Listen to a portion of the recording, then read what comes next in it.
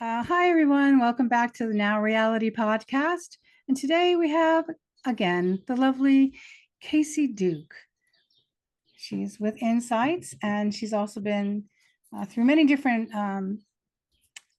protocols that I've developed over the years. And anyway, so last time we had some questions and we had a good conversation, and we're going to just continue asking questions that we think are interesting for everyone to understand more about VAST, maybe more curiosity towards, and maybe taking out some of the skepticism towards this energy field that surrounds us. You want to start with one of the first questions? Yeah, unless you have something you want to add right now. No. You're good? Okay. We're good. Something might come to us. We'll just go with the flow. All righty.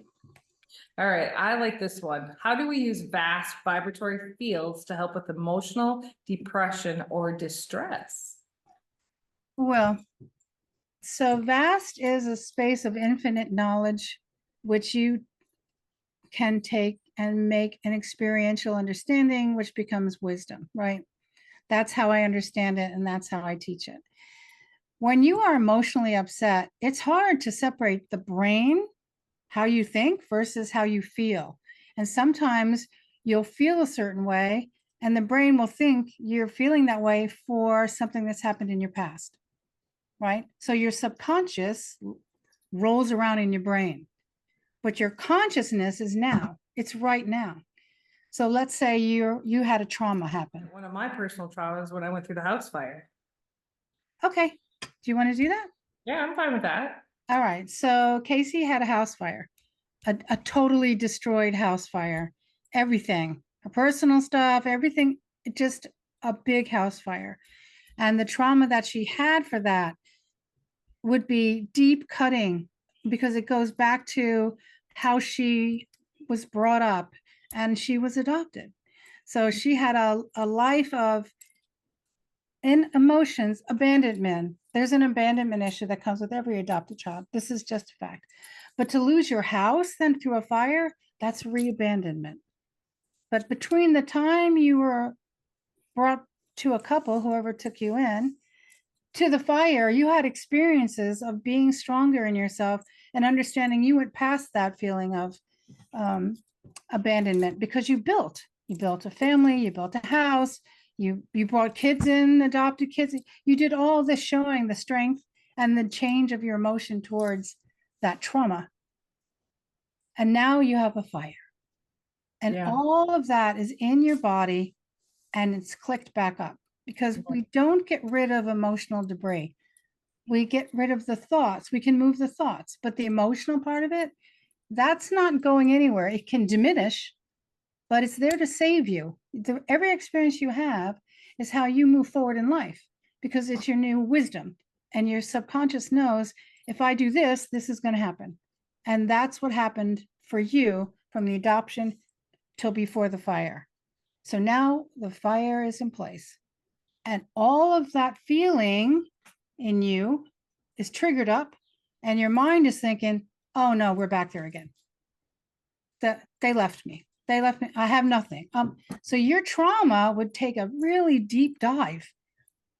You would really feel cut and hurt, and everything would be cloudy. You wouldn't know where to go. Nothing was making sense. You spin into a circle of nothingness. You're not going anywhere. Or you ever see somebody run in place? They get scared and they just run in place. It's this kind of feeling. Did you have that? Well, if I went back quick, and this relates to maybe the cycles of life too, where the instantaneous, I just froze and I didn't even realize I was in shock. And trying to learn to let things go. And I feel like right now in the past year, I finally shifted out of a lot of that trauma and all the cloudiness. And let's just think that's kind of when I went through the Goya principle and some of the other protocols. And we found insights with, I don't even 2 years after the fire when I got into insights and we went into COVID. So that all makes sense and me lifting and rising and shifting. Technically, if you didn't have all this new information that we've been doing together for 4 years now, you would have slipped backwards. You would have no choice because your emotional state tells your mind what's supposed to happen. But the depth of the loss is right in your face. It's Yeah. not when you were young and then it happened and now you have to live with what happened. It's happening in right now. And the fact that you used all these tools, from the Goya principle to accessing your higher intuition to being in insights, you understand more about the vibratory fields we choose to live on, and that helps you get past it finally. You're like, that's not there for me now. Yeah, I think So the that, vibratory field did that for you. and there's points that things come up, but I'm able to shift back out of it.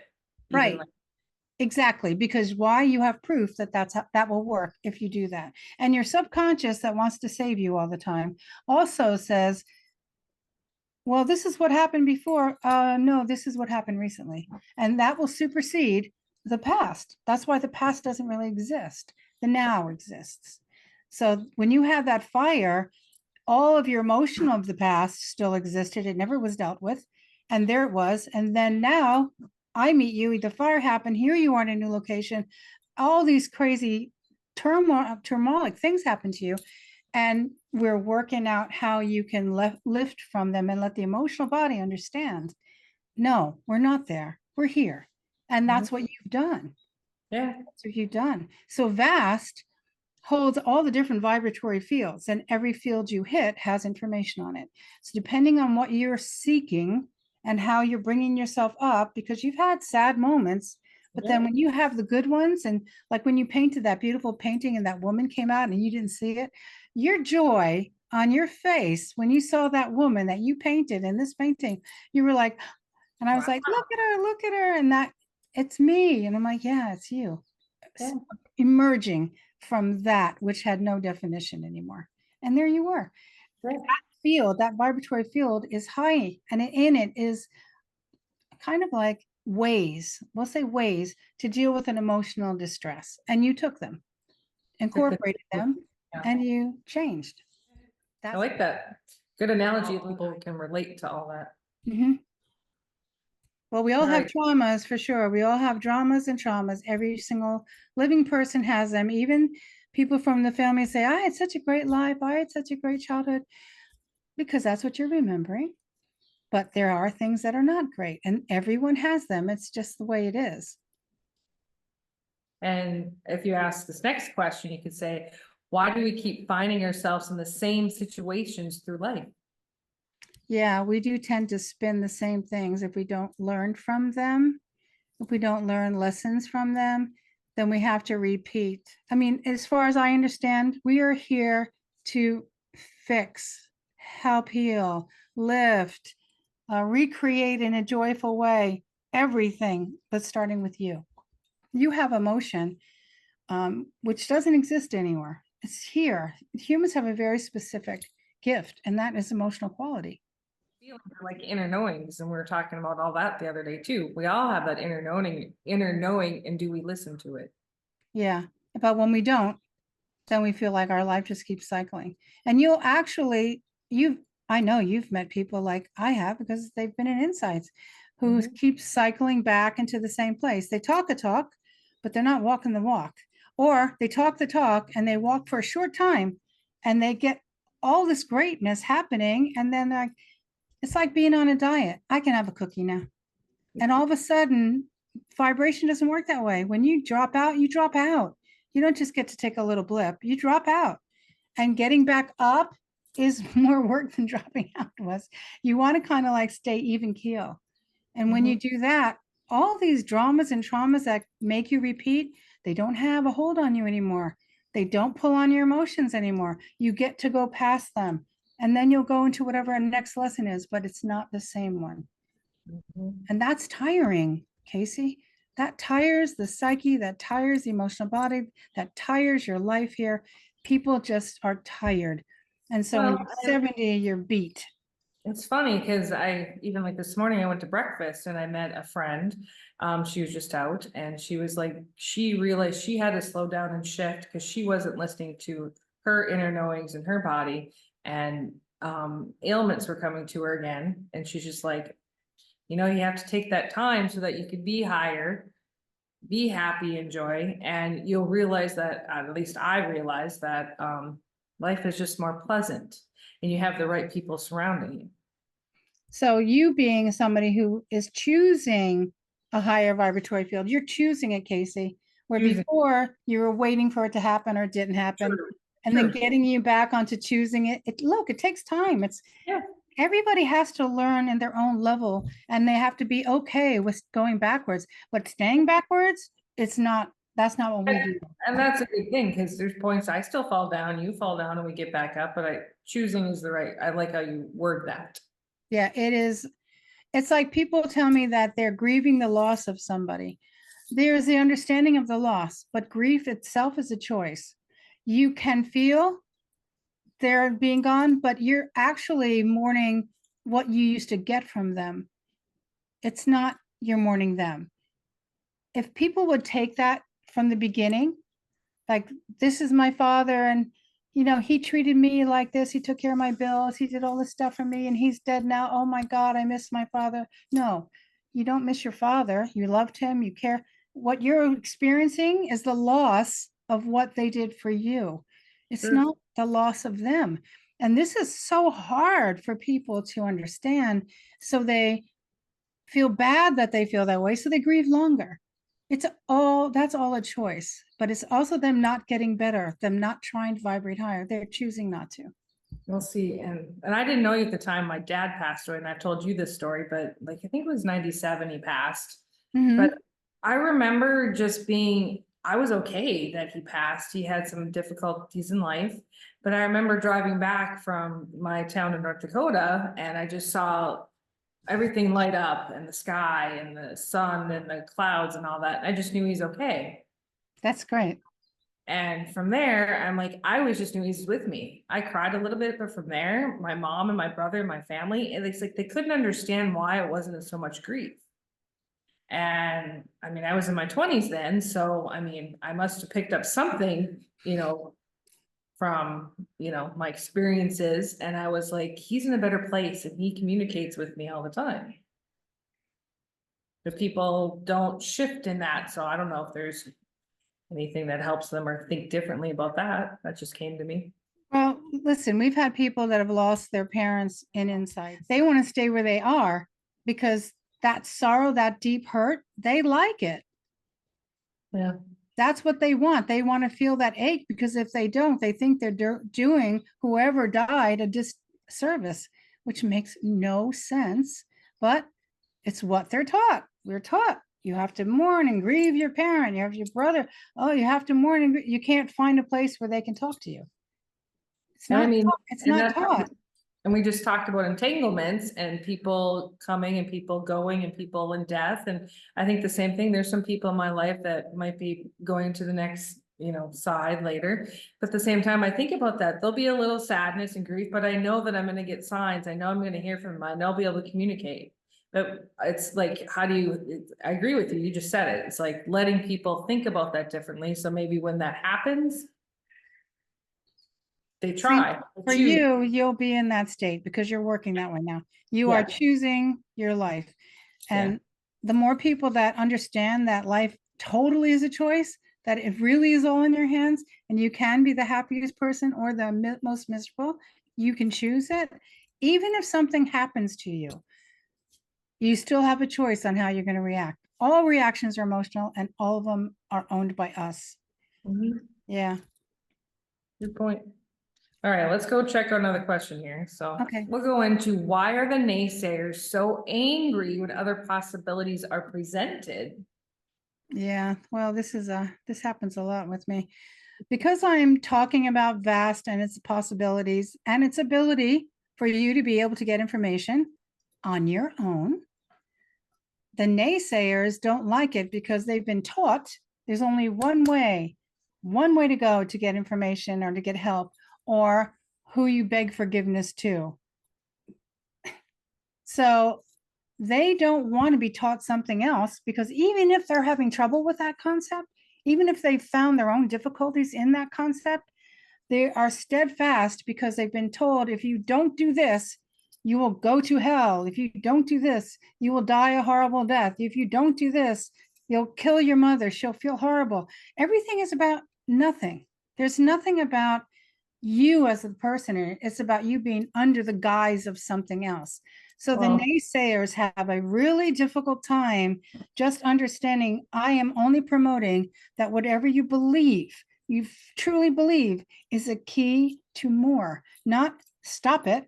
Just it's an offering place where you can go to this place and be quiet and sit in it and let the light shine beyond, because nothing stops. There's always a beyond, right? mhm. And like, I feel like the naysayers are the ones trying to keep you down, in a box, Exactly. trying to get out of the box. And we go back through lots of history and all that stuff, and shifts, and that's why. Because that's what they were brought up with. They were brought to be in a box, and they don't want to break that because that means they'll break everything they know. Right. And that's hard, but it's not when you've been doing this work like you have and I have and all the people that do it. It's not. It's like a joyous place where there's no walls is good.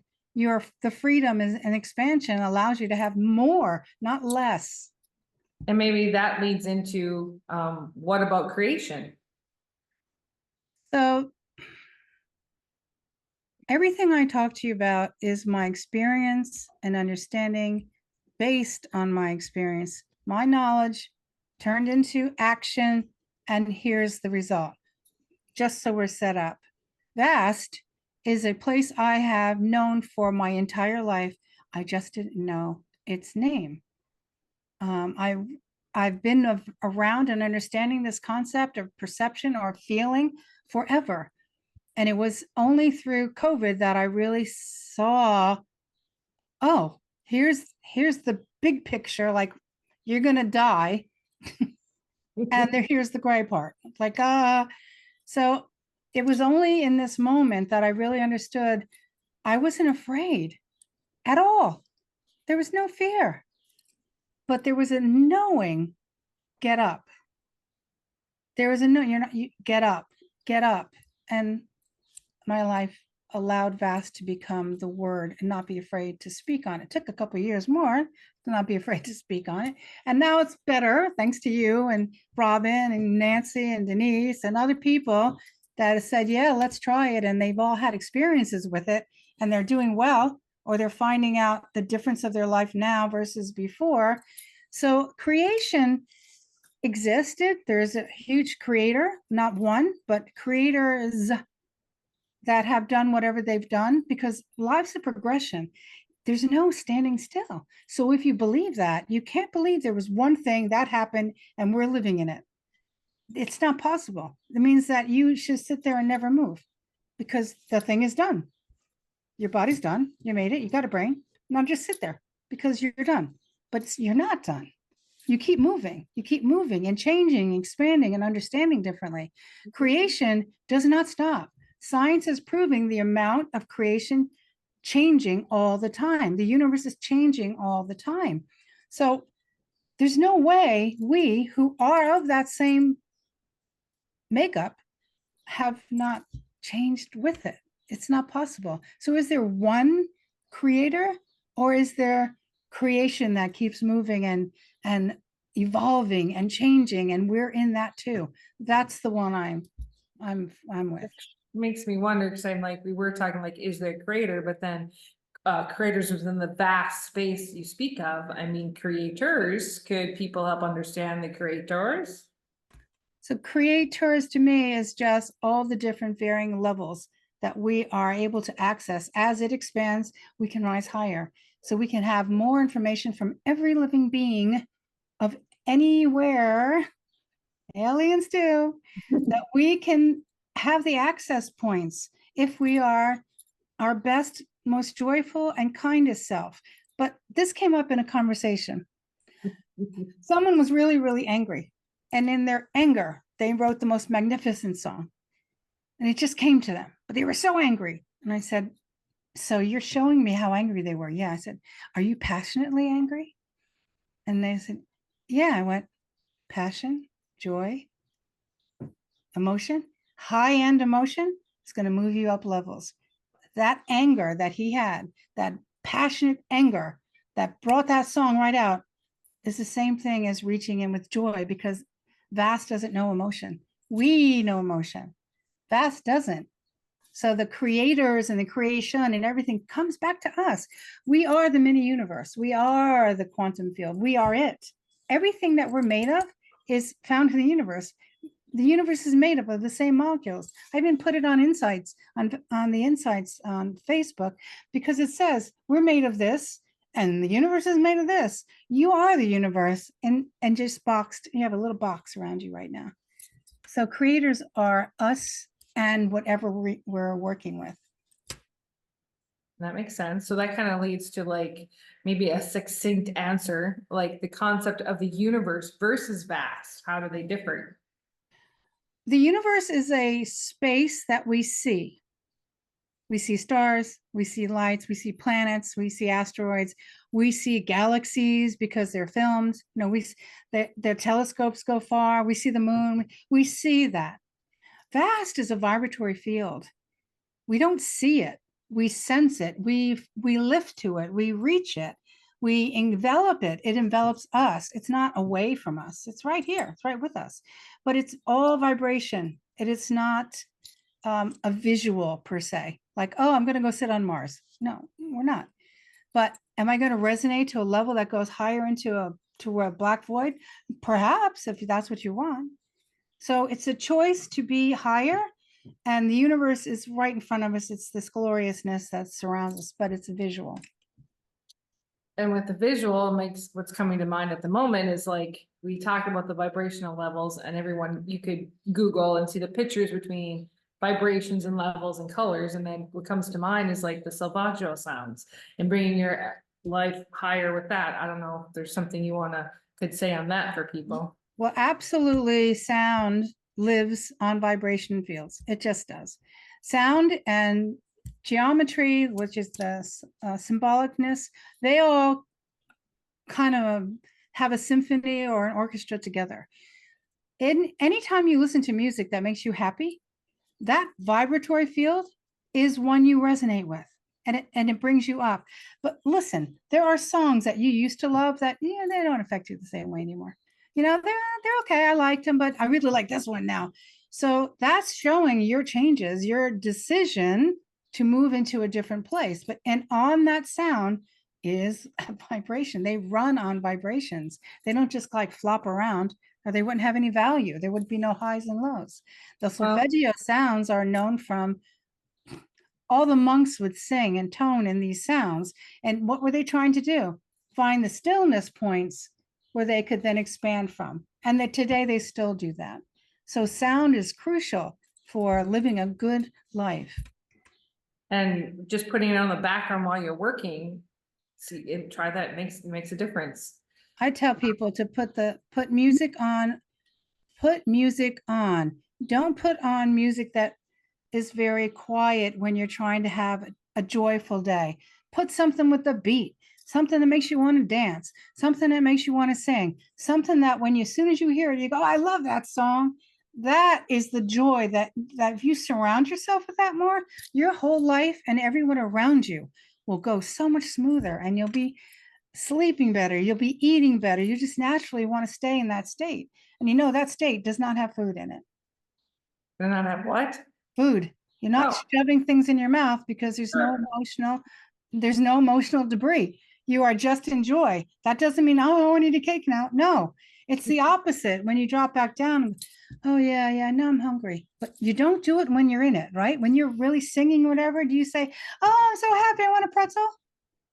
I never think of that. Like, yeah, and I'll turn the music on if it's country or pop, or it depends. And cleaning the house, and I'm like, just do my thing, and I groove and I get faster, and you don't even think, you're not even hungry. Which now thinking like back to like right after the fire, there's a few songs that stuck with me, and I knew I was in a lower vibration, and now they don't affect me as much. I mean, see, this is yes.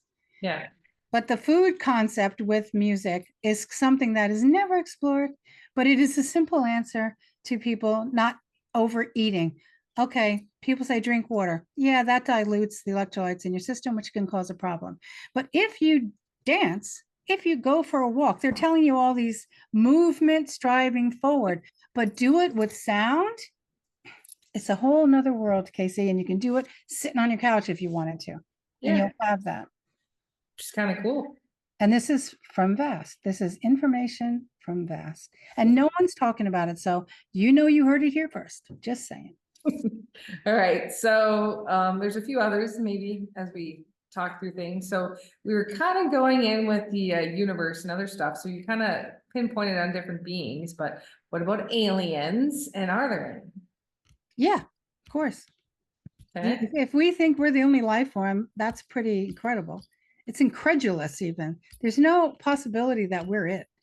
We are it in ourselves. We think that we are everything, but even if you look at Earth through a whole galaxy, we're like not even a pin drop. And in the pin drop, there'll be the mountains, and in the pin drop, there'll be the trees, and in the pin drop, there'll be a plant, and in the pin drop, there'll be us. We're really, really, really, really small. So as far as the understandings that I'm talking about, the things that I know that I have no reason to know, they're there because somebody put them there or something put them there. They're not a concept that other people are having, but it's there. I'm having it. So where's it coming from?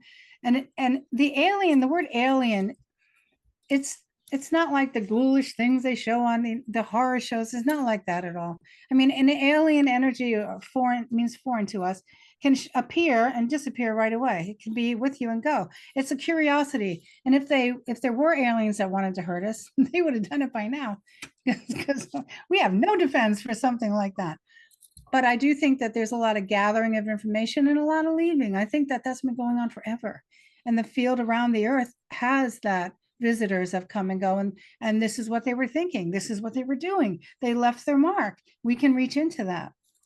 Well, okay, so going back, so you could choose to live in joy or choose to live in fear. And then it goes back to like you said you lived in Vast your whole life. And then during COVID, you were able to give the name. It's just like everyone else has probably been living with Vast or through Vast, but they don't realize it. And then I even further with the movies and Star Trek and me being a sci-fi nerd. I mean, I can see little relations that Star Wars, Star Trek, I mean, let's go Lord of the Rings, all that, I won't go there. It's like, there's little snippets of there, and yeah, there's some of that fear stuff, but other than not, but part of it's just like the cinema of it. I mean, that's what tells a story versus what, don't be in fear about it, be open to it and, protected with it. I don't know what the right words are from there, but. When they first started talking about aliens, what's that place in Arizona? Roswell, Area 51. Yeah, that one. So that was in the 50s, right? And there was that radio show where they were saying that we're being invaded, we're being attacked. There was a whole thing, and people actually took guns and went outside to protect themselves from this lie that was put on the radio. The fear level is real, people. The fear level is real. But after that, they realized that massive panic, that nobody wanted that. The government did not want that, because then they were getting nailed by the people for having all these hidden truths and blah, blah, blah. And it only came out recently that they actually did have a ship. They actually did have an alien, and they didn't tell us because we couldn't handle it. Meanwhile, they couldn't handle us. That's really what happened. But what it did do was it opened all the doors for all the sci-fi. All the doors, all of it started then.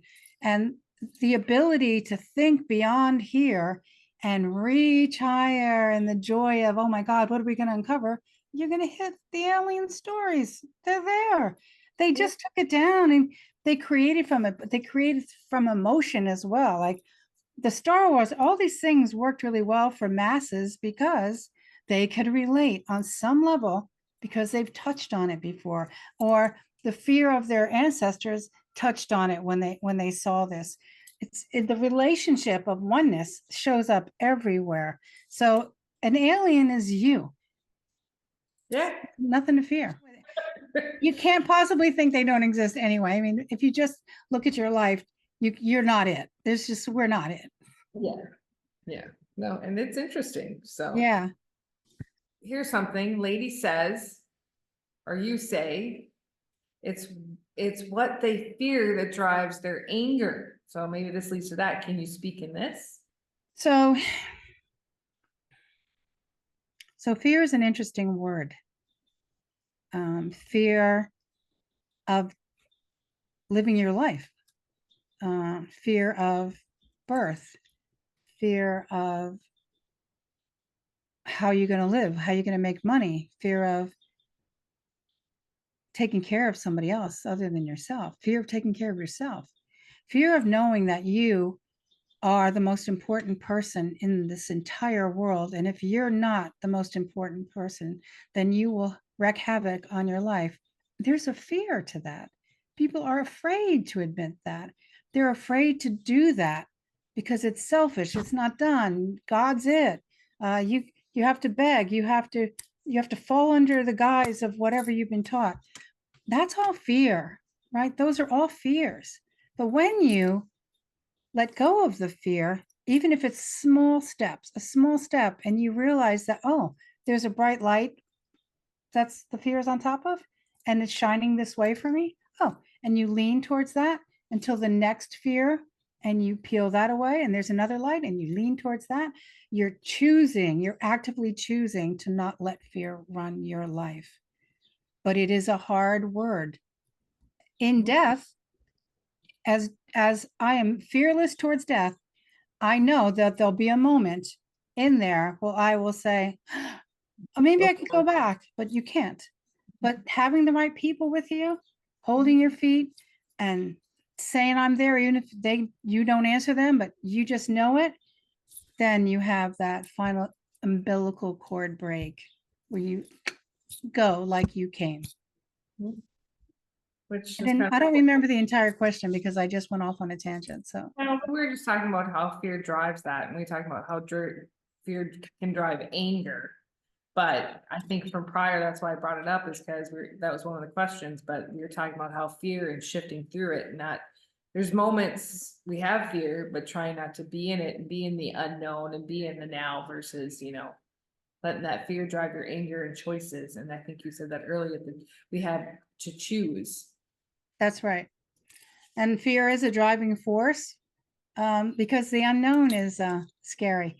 But actually, now, by taking a step into the unknown, by leaving a country, that it worked out. And maybe took a little bit of kicking and running and jumping because, it's still, but, look at you. It's okay to miss a place. It's okay to be sorry you missed a place. It's okay. All that's true. But it's not fear driven. It's what you do with it. I mean, I'll say it's been a challenge and ups and downs, and all the people I've met here. It's been a blessing, and we all can connect in taking the risk and being in it, and wonderful things happen with it. And there's going to be ups and downs at anywhere we are. It doesn't matter. Exactly. But you had so much trepidation and anxiety and but who wouldn't? It's a move.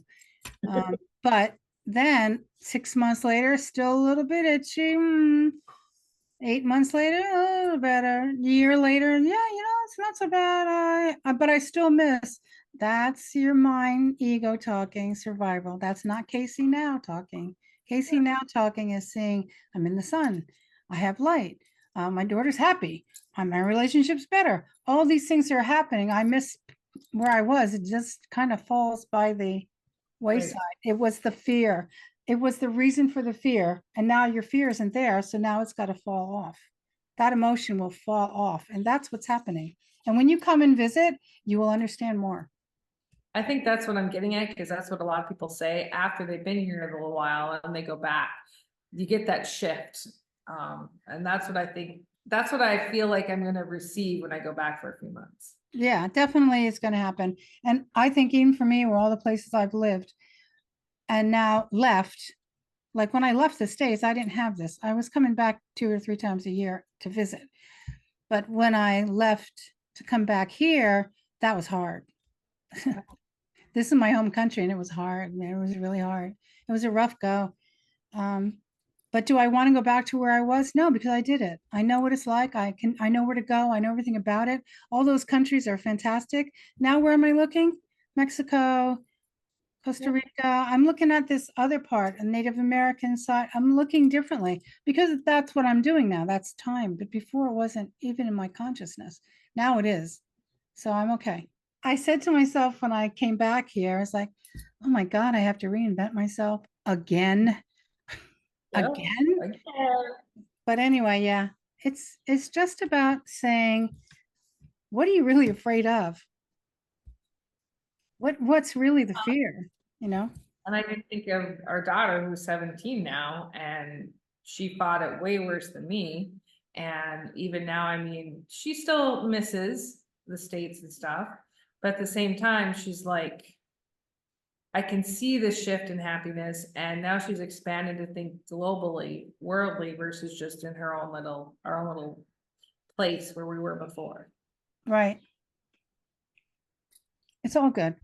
Yep. So since we kind of go in round circle with all this, I think we should leave it with the interesting part is how does religion and vast find a common ground? So yeah, we can end with this one. Let's just say that religion has been taught to you. It's a created thing that we were given and we lived under to keep us in line with whatever the culture, the government, the family, how they wanted you to live so that they can maintain some control.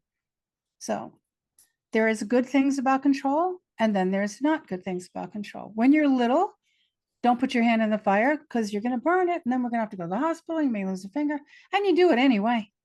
You do it anyway. You test it. You're fearless, and then you burn your finger a little bit, and then you think, now everything they tell me is going to hurt from a young age. Instead of you burnt your finger, it's going to get better. Let's do this and this, and oh, you'll heal from that. It was like, I told you so. Now you can go live with it. It was that way. That's what we were taught. Religion is something you were taught and you lived under the guise of usually fear-based. It's fear-based. When you go to Vast says it's okay for you to have had that upbringing. It's fine because you have all your foundation and your boundaries, but you start breaking away from them as you get to be an adult and you realize some of these things don't make any sense to me. You choose to look at it differently. And when you do, you rise because you're lifting outside of the box. Not a lot, just even a little. And there's a little crack of light. So you say, oh, but what if that's possible? And then you read something or you see something that talks about some other realm or some other thing. And you're like, oh, that's interesting. And you pop up a little higher. Religion is like being a tree in the forest. That tree is going to reach for the sun, and anything underneath that tree is going to get blocked from the sun because that tree is growing, right? Fear. The little tree is in fear. That's how people are. They think their religion is going to become a trapping and filled with fear because the other tree is growing tall. But what happens is the big tree that's growing tall is feeding sunlight through its body, through its roots, so the little tree can still live. It won't grow as tall because it's not in the light, but it won't die. And that's what's missing in our religion. And that's not missing in Vast. They can live together. And I think for me, they live together, and I think I'm unique because I still feel like my basis is not so much religion, but I have God, Jesus Christ, the Holy Spirit. But that's giving, I think you put it away that I found the communities that believe everyone's welcome and we want to see the light. Because I've been in different, more Protestant or Christian, but I've been in different communities where you could tell there were shifts and like, okay, this isn't fitting. But then you find the right people or the right pastors sending the message that you're here, you can pray, you can be, and as you say, you can use that basis or foundation to reach through with that to Vast. So you're not taking it away. It's like, because you're not, negating religion, you're just showing other options with it. You're allowing the possibilities to be even better without fear. Right. And that the church is built on fear. All the religions are built on fear. But vast has no emotion. So it's your fearlessness that brings you more information so you can live a happier life. That's it. Mhm. So I think we talked a lot. And there you go, me in pink and you in green. Saying, nope, not today on my shirt. Listen, it's always, I think these are great, Kaci. You do a great job with them too. And I know that you had trepidations about doing podcasts, but I think you're good at it. So let's do another one soon. What do you think? We'll get there. We get a little anxious, a little nervous. It's okay though. Sometimes that's the, the inner spark coming out. So I think it's a good thing. Well, off we go. Thank you for listening. I'm Lady Colleen Heller, and this is Kaci Gurl Duke. Kaci Gurl, Gurl Duke. And we will see you next time on Now Reality. Thank you. Thank you. Bye.